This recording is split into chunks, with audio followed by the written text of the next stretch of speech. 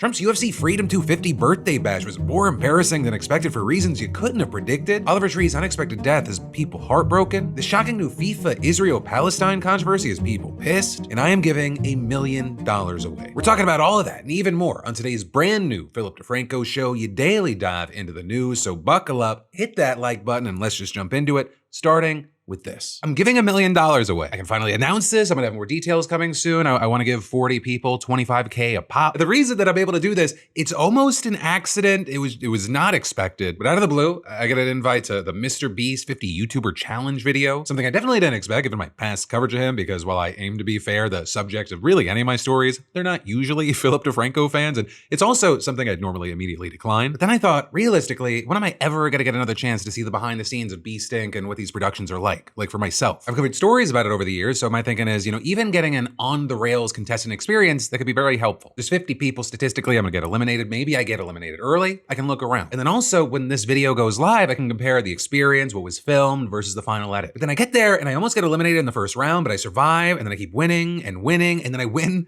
the whole thing. And now I get to pluck $1 million out of MrBeast's wallet and give it to a bunch of y'all. And that's also a thing that I want to stress. This is not me trying to make a bag for myself. I've seen some misleading things, some misinformation out there. This is about giving money to my subscribers. This is for the beautiful bastards, the DeFranco Nation. Whether you've been with me for a day or from day one, you know the monkey logo. You're the people that, honestly, you gave me a life that I strive, and I don't know if I do a good job to be worthy of every single day. So it is amazing to be able to give back and, do some good in a way that can actually have an impact. And actually, funny enough, by giving this money away, it's probably gonna cost me money. It turns out giving away money like this, it's very complicated depending on how you do it. It can be very involved, very expensive. But yeah, details are being finalized, more information is gonna be announced later. So just, I guess, make sure you're subscribed here. And also I'd say, on all my social pages, something happened 3-4 weeks ago and YouTube has just kind of suppressed this channel. I'm getting half the impressions I was the week prior. Oh, and also, do you want a little drama? I found out over the weekend I almost got screwed out of this money for you guys. Well, JC Kalen was live. I asked him, hey, were people trying to rally votes near the end? I heard some kind of murmuring, and he said this. Philip asked if it's true that y'all were trying to rally votes in the back. I was offered some money to not vote for you, someone else, right? That's all I'm saying. And I still voted you, bro. And I didn't know that was allegedly going on. I thought there was an old school YouTuber versus gaming tuber thing going on. So one, I feel extra thankful to have this opportunity to give y'all this money. And two, extra thankful to all the fantastic YouTubers who voted for me in general and or in the face of personally getting some cash themselves if that was actually happening and it wasn't just with JC. And also if some of you are interested in my personal experience there, the things that I noticed that they cut out, the whole experience, I might do a watch party thing on Friday, but I'm 50-50 on it right now. So if you do want that, let me know in those comments. And then also, subscribe, turn all notifications on, and maybe just for good measure, text me at 813-213-4423 to join the secret, not secret text line. Yeah, with that said, let's talk some news. Last night, professional fighters walked out of the Oval Office down a red carpet into a cage on the White House South Lawn. While military bombers screamed overhead, the Marine band played, and Joe Rogan put on maybe a child's tie and called the action. He's already a little dude. Why was the tie even smaller? Yeah, that was a setup to supposedly help celebrate America's 250th birthday, though it really seemed to be more about Trump's 80th birthday. And as far as the crowd, you had over 4,000 people, including JD Vance, much of Trump's cabinet, Mike Johnson, as well as Mark Zuckerberg and David Ellison, who's Paramount Plus, actually streamed the event. The crowd, they got entertained with knockout after knockout and ads for everything from Budweiser to crypto. And actually, it almost didn't happen because a watchdog group called the Public Integrity Project, they sued to block it. They filed on behalf of 2 locals who said that they frequent this area. They were offended by a cage match going up next to the national monuments. They called the setup hideous, grotesque, disgusting, and they argued that the whole thing was corrupt, arguing that it's a for-profit spectacle benefiting Trump's allies like UFC boss Dana White and David Ellison. But a judge tossed that case on the grounds that they really hadn't shown standing or any irreparable harm. But then also there was threat number 2, the weather. The Weather Channel was warning about a 60% chance of thunderstorms and wind gusts of up to 35 miles per hour on the South Lawn. The event even got pushed by an hour. But the West Wing's rapid response account, they apparently took offense and they fired back at the Weather Channel, writing on Twitter, this event is about celebrating America's unmatched greatness after 250 years, which apparently doesn't sit well with a friendless loser who wrote this bullshit clickbait headline. But then also that reaction and controversy, it was nothing compared to the other 2 big things of the night. Over the first, centering around Daniel Cormier, who's, if you don't know, is a UFC Hall of Famer. He's one of the night's commentators alongside Rogan, and he's the man whose Twitter account posted something that just blew up on the internet. With a tweet reading, I'm probably going to get a lot of flack for bringing this to light. However, I refuse to stay silent. I will not tolerate this type of insider behavior. Shame on anyone trying to ruin this beautiful event. And with that, there was a screenshot of a text exchange that appeared to be between Cormier and Eric Trump. And in it, It looks like the president's son opens with, anything you can tell me about the fighters, who you got winning. Cormier appears dodge. Then it looks like Eric, gets a little more direct, saying, you placing any bets? You get another dodge. And you see the question, are any of the fighters injured that you know of? To which Cormier appears to answer in this screenshot, I'm not quite sure why you're asking me this, but I think they're all in good shape, with a text that's allegedly from Eric reading, I'll just cut to the chase. Are any of the fights tomorrow rigged? I've been eyeing the Lopez fight, and I think an upset wouldn't be too unrealistic. With Cormier appearing to shut it down, saying, no, none of our fights are rigged, and honestly, I am appalled that you would even ask me something like that. And so if that exchange is authentic, it would appear like the president's son's looking for insider info to bet on a fight, or which would be extremely illegal. But then we see a number of things happen. You've got Eric Trump jumping on Twitter saying we are aware of the fake AI-generated screenshots being circulated online, claiming I have never spoken to Daniel. He has since deleted his post, which confirms it was clearly fabricated. And Cormier, who appeared to delete the post within minutes, seemed to back him up, writing, are people really this dumb? To which Eric replied, thanks, Daniel. And he actually thanked Cormier again when there was video posted that showed Cormier saying that he was hacked or something. And so for a lot of people, that was case closed, but then for a lot of other people, it just raised more questions. But initially, you had a lot of people saying the Cormier account didn't actually tweet this out, but you had multiple journalists saying they saw the post come from the actual account, not some impersonator. Also, before Cormier said that he was hacked, you had people going, okay, if this is AI, how did Cormier fall for a deep fake of himself saying something that he never said? But then also you had people saying, okay, well, let's say he did get hacked. How did he get control back fast enough to delete it in minutes? And you also had a number of people bothered by DC saying, why would I tweet that? Which a number of people took that this is fake, but if it was real, he would have just stayed silent. And so generally there, that was a mess, but that is not where the mess ended. Because while a lot of the fighters kind of throughout the night, fresh off the thrill of some win, they'd run over to the president and give him, the kind of Hooters treatment, kneeling in front of him, shaking his hand. The one that's really popped off was when Josh Hokett gifted Trump a gold chain and then delivered this victory speech to Rogan. I'm here with the winner, Josh Hokett. Josh, once again, you proved the doubters wrong, moved to 10-0. Hey, shout out to Trump for having the balls to put some shit like this on. And if I'm gonna say anything, there's only one person more incredible than the Incredible Hulk, and that's my Lord and Savior, Jesus Christ. And lastly, Michelle Obama is a man. Am I right, America? Well, you saw a lot of MAGA kind of loving this, embracing this. There were also a lot of people that thought, that crossed a line, right? Even for a Trump event, a UFC event, and especially for America's 250th anniversary on the White House lawn. Like even everyone from Shane Gillis to Dana White to Dave Portnoy seemed to not be a fan. And actually had Portnoy of all people saying that Trump should denounce it. Oh, and then also I forgot about this because there was all the other stuff. There was drama last night about UFC middleweight champion Sean Strickland, who made a big stink about supposedly being banned from the event on social media. Where he claimed that a UFC official promised him entry, but then he said, I'd later got a call from the UFC saying I wasn't cleared by the White House. And as far as why, he said, I made fun of Israel and Epstein. And also for additional context, Strickland, he used to be a big Trump guy, but ever since Trump started bombing Iran, he's become a critic. And as far as Dana White, he actually denied the accusation. Everybody's banned, apparently. Apparently, everybody is banned. Of course, Sean Strickland is. Sean Strickland is banned from humanity, okay? We don't want him near any human beings anywhere.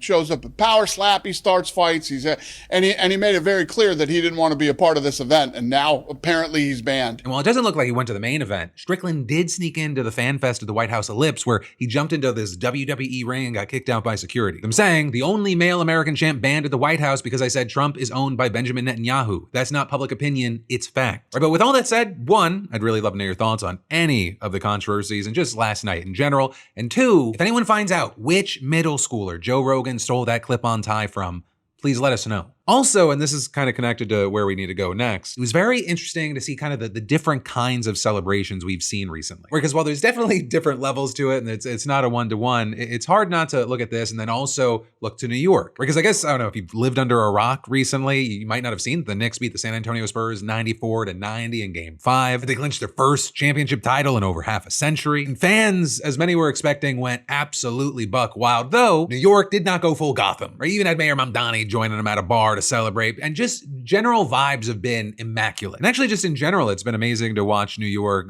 through the NBA playoffs, but also I think really since Mamdani got elected. But then now also where we're seeing a lot of energy is with the World Cup. But what you might not have known is while those matches, they're playing out, FIFA is also working on an upcoming youth soccer tournament. And today we learned that the organization is reportedly wanting the opening match to be between Israel and Palestine, right? Because it's a youth tournament, the players are gonna be under 15, they're gonna be competing here in the States in September, and it's open to all 211 FIFA member associations, even Russia, right? Which is really notable because they're currently banned from FIFA competition since the Ukraine war. And while host city, it's not officially locked in, it's expected that it's going to be Miami, and while this series of games are only going to include boys teams, there will be a girls tournament next year. And as far as why open this with Israel and Palestine, you had sources telling The Athletic that FIFA wants the opening game to broker world peace. So this idea, it's obviously a controversial one, and Palestine's Football Association didn't give any comment on these plans, though Israel's did, and they told the outlet, "Our FA president will stick to what he said publicly several times at FIFA Congress and everywhere. We are more than ever willing to use football as an instrument to promote normalization and peace," and saying, "Our hands are always extended for a better future for everyone. We hope to find a brave partner on the other side." One of the other notable things here is that this is actually not the first time that FIFA has tried to insert itself into what was happening there. Right in its annual Congress meeting back in April, you had the president of FIFA asking representatives from both Israel and Palestine to join together on stage. But as Palestine's rep approached, he stopped short of actually standing alongside the Israeli rep and instead only talked to the president. And while we can't hear exactly what was said, he definitely seemed upset and uninterested in any impromptu public peace moment. But afterwards, you still had the president of FIFA saying, "We will work together, President Rajoub, Vice President Suleiman. Let's work together. Let's work together to give hope to the children.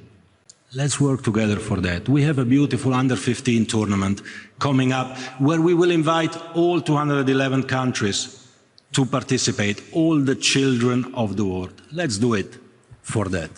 Please, we work together. You have my commitment. You have the support of the whole room." But the Palestinian rep ended up walking off the stage after this and told Al Jazeera, "He has the right to try to bring people together, but I think maybe he understands, but he does not know the deep suffering of the Palestinian people and the Palestinian sport family." Right, and actually, as far as public reactions, I mean, people have expressed similar sentiments to what we just heard. Like at the FIFA, they just had a touch for suggesting this. Among other things, you have some noting that Israel's killed a number of Palestinian athletes, and others saying Palestinian youth should not be forced to play representatives of the state committing the genocide of their people. Others saying, do these fuck-ass people think a friendly football match between Palestine and Israel can erase the genocide and ethnic cleansing Palestinians are going through? Right, and arguing that there is a particular cruelty in making these kids do this. Right, and this is playing out amid other backlash with the World Cup. In Canada, protesters unveiled a massive banner calling for Israel to be kicked out of FIFA. Also, Iran, they're playing a game in Los Angeles today, and there have been protests ahead of that. Los Angeles, they have a very high population of Iranian Americans, and you had some gathering to stand against Iran's government to call for democracy in the country. With Al Jazeera explaining that some opposition activists view the football squad as an extension of the governing system in Tehran. So before the game, they're going to likely protest outside of the stadium as well. They'll also say there is kind of a split as some Iranian Americans just want to put politics aside for the game. But then also the war has created other contentious backdrops here. Iranian fans have had their tickets to US games revoked, and Iran's already under a travel ban as well. Right, with their players, they've been granted visas for the games, with Trump's World Cup czar recently calling this another example of the goodwill gesture to the team. Some still don't believe Iran's team and its fans have been treated fairly, with one civil rights lawyer saying that the restrictions that have been placed upon them run counter to the World Cup serving as an open global sporting event, saying, "I think it's disgraceful, unfortunate, and inappropriate. Sports bring people of all backgrounds and beliefs together." And there's more that we got to dive into in just a minute, but first, let me thank a sponsor and say, nothing spikes your anxiety faster than Googling a symptom and getting search results ranging from drink more water to you have 6 minutes left, which is why I stopped letting the internet be my primary physician. And honestly, it's one of the reasons I use today's sponsor, Zocdoc. Right, Zocdoc is a free app and website that helps you find and book high-quality in-network doctors so you can find someone you love. And it was huge for me because, once I finally decide I should probably see a doctor, I need to book it immediately before my brain talks me out of it. There's no shortage of excuses in this thing. And with more than 150,000 providers across all 50 states and over 200 specialties, you can find primary care, dental, dermatology, eye care, whatever you need. And appointments happen fast. You can see real-time availability and book instantly, usually within 24 to 72 hours and sometimes even same day. You can also filter by insurance, location, in-person or video visits, and read verified patient reviews so you actually feel confident about who you're booking with. And yes, this is dramatically easier than calling 5 offices just to hear we're booked until October. So hey, stop putting off those doctor's appointments and scan that QR code or go to Zocdoc.com/Phil to find and instantly book a top-rated doctor today. That is ZocDoc.com/Phil. This message is sponsored by Zocdoc.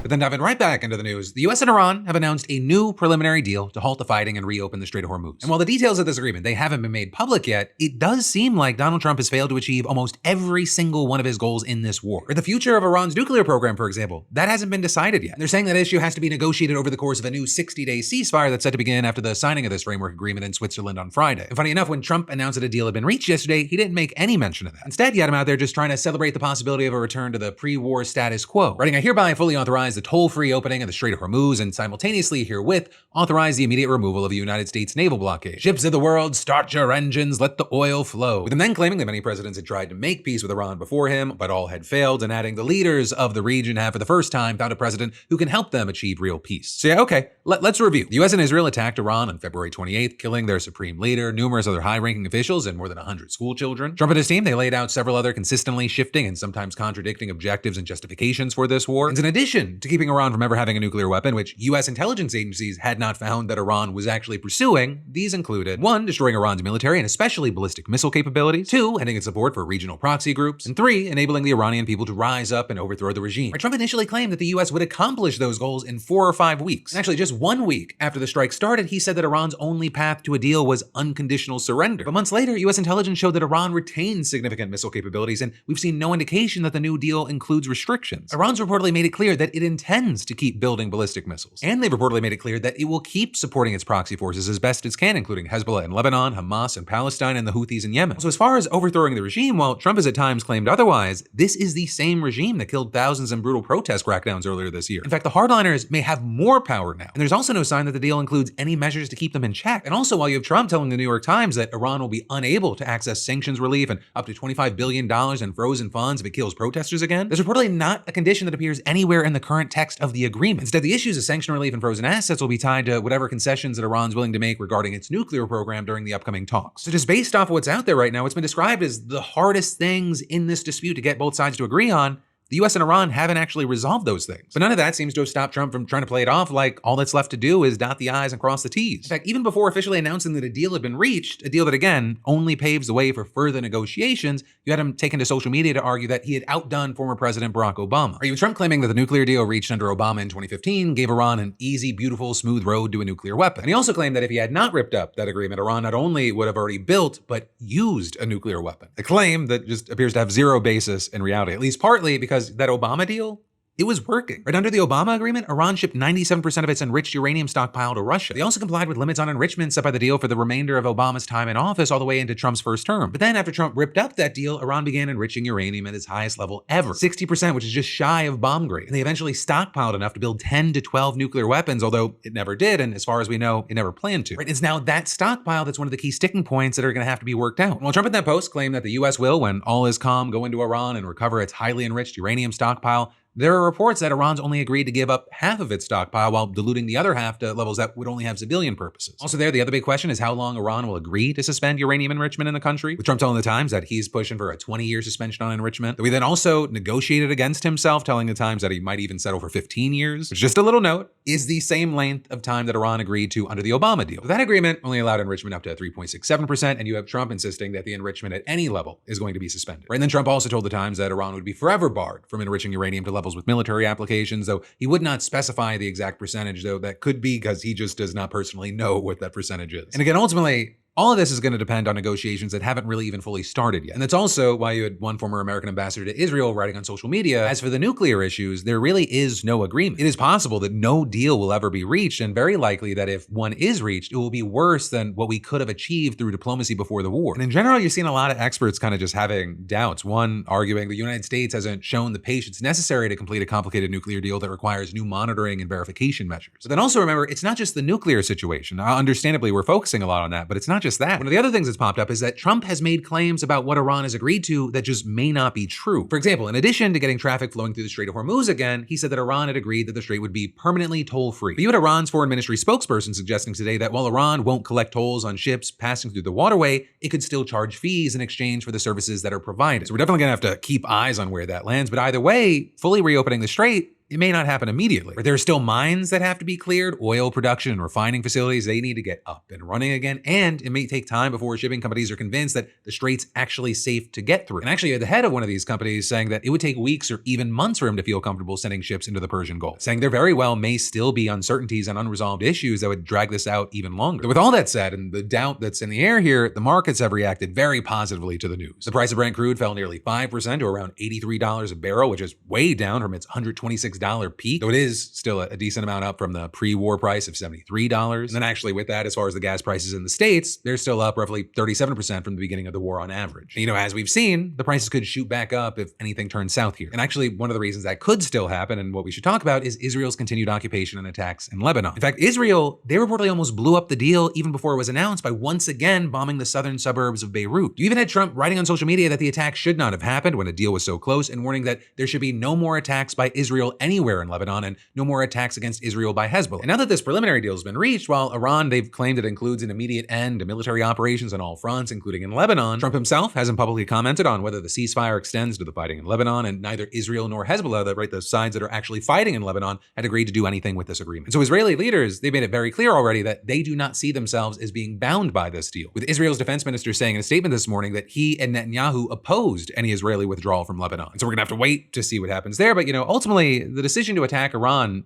it's come at an undeniable cost of thousands of lives, including over a dozen Americans, and it's caused massive economic and humanitarian fallout around the globe. And it looks like very little has actually been gained from any of this. Iran, yes, they were militarily weakened, but not defeated. And it seems like, if anything, they've arguably significantly improved their negotiating position. There was always a threat of escalation. Oh gosh, what's going to happen with the United States? But they've effectively proved that they can turn off the Strait of Hormuz and stand up to the world's biggest military power. And then actually, speaking of different negotiating positions, that kind of works for a transition. SpaceX's share prices rose even more on its first full day of trading today. And so with that, making Elon Musk even more of a trillionaire. Because after making its official debut last Friday, SpaceX raised $75 billion at a valuation of $1.77 trillion, making it the single biggest initial public offering ever recorded. It's now even bigger, with shares rising another 6% in early trading this morning. It pushed the valuation of the company to $2.2 trillion, though of course, this is a moving target. Trading still happening as I'm recording this, but it has cemented the company as one of the world's most valuable. And you had Elon Musk saying on Sunday that SpaceX could bring in $1 trillion in revenue by 2030. And so he was supercharging Wall Street's optimism around this company that, it's everything from rockets to AI. But of course, a big thing is that's Elon Musk talking about 2030. And as far as now, SpaceX reported $18.7 billion in revenue in 2025, and they've yet to actually turn a profit. So one of the things that you're seeing is that there are a number of experts that have been and are increasingly skeptical about the company's historic valuation. In fact, even ahead of the IPO, an analysis by Morningstar found that the company was actually worth less than half of its $1.77 trillion IPO target, with analysts actually putting the figure closer to $780 billion, claiming that the tech giant was significantly overvalued. And yeah, there are a number of reasons to believe that figure is inflated. One thing is that SpaceX has made a very small portion of its shares available to the market, roughly 5%. And if you're not super into this space, you wouldn't know it. That is significantly lower than the roughly 10 to 20% that a company usually floats. And because it's such a small first release, you have analysts saying, hey, you should take all these massive big numbers with a grain of salt. Low supply could artificially inflate demand. Or as I saw places like Axios explain it,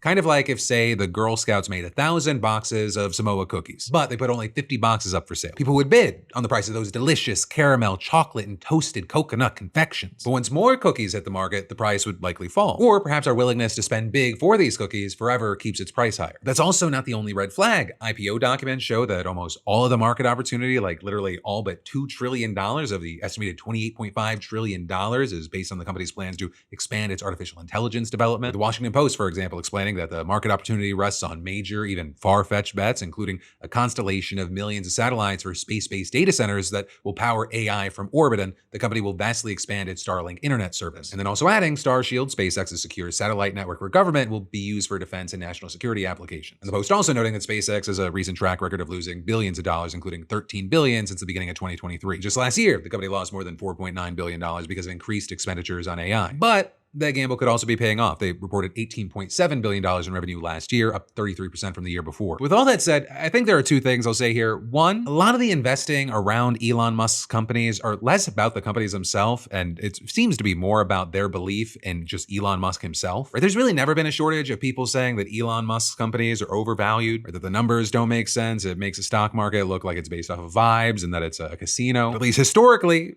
that's still worked out for Elon Musk. But then also two, you have many wondering, okay, does this IPO kind of show us the path forward for other AI companies? This IPO has been widely seen as a litmus test for Anthropic and OpenAI. And both of those companies are expected to go public later this year. So some are wondering, SpaceX's massive success on this front, has it cleared a path for them? Has it shown that there's a lot of demand for AI giants in this market? Though also with that, you're seeing experts saying, if these other AI companies have similar successful debuts, it could totally upend the stock market as we know it. But hey, Time will tell. But the next up from that, the final thing we need to talk about today, it's sad news, and that is that American musician Oliver Tree is dead at 32. He was killed when the helicopter he was riding in collided with another helicopter over Rio de Janeiro on Sunday morning. 6 people reportedly died in the crash. He was in the middle of the biggest tour of his life, 70 shows, 30 countries, all the continents. And at least as of right now, nobody knows why these 2 helicopters ended up in the same place at the same time. Where both helicopters really came down on top of a car dealership lot. One of them landed on a row of electric vehicles, which then set roughly 15 to 20 cars on fire. And according to Rio's military fire department, 5 of the victims were in one helicopter and the 6th was flying on their own. With the Brazilian authorities opening an investigation, and at this stage, there's really no public conclusions about what went wrong. And one of the things here is that you've probably already heard this news. Right? In addition to being immensely popular and having his own fans, I mean, his top tracks have been streamed more than 700 million times combined. His Spotify page alone clocking in over 11 million monthly listeners. The outpouring of just grief and devastation from other high-profile people, it's been massive. And their comments, some of it was tied to his work, but also just who he was. People saying that in addition to him just being immensely talented, he was funny, generous, genuinely strange in a deliberate, art-driven way, a real one of one. And as far as what else we know right now, the other passengers in the helicopter included a Brazilian music producer, an Argentine video director, and a